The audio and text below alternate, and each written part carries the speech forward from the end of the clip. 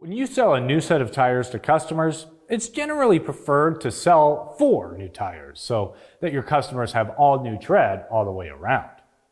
However, sometimes customers prefer to just buy 2 tires, either to save money or because 2 tires on one axle are worn more than the others.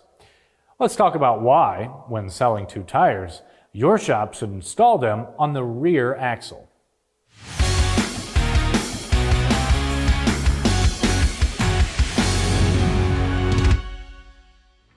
Tire wear is usually more prominent on front axle tires because they take the brunt of scrubbing due to acceleration, braking, steering, and engine weight. As a general rule, it's important to regularly rotate tires on service visits, but it's often overlooked and skipped by customers, which results in front tires wearing quicker than back ones. However, skipping tire rotations may not be the sole reason for uneven tire wear, so it's up to technicians to solve those issues for customers before putting new tires on. Faster than normal tire wear on the front axle may lead the customer to believe that they need new tires to go on the front. Heck, they might even demand it.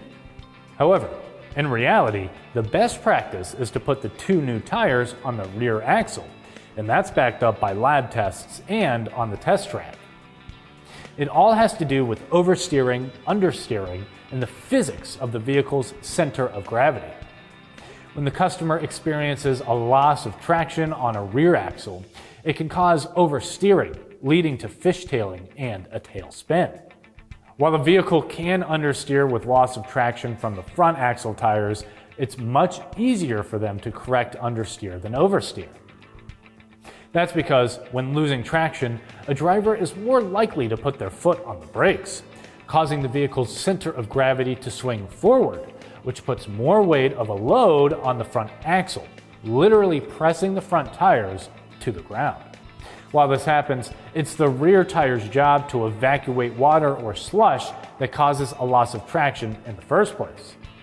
That's why regular rotations are so vital for your customer's safety, and it's your job to explain this to them.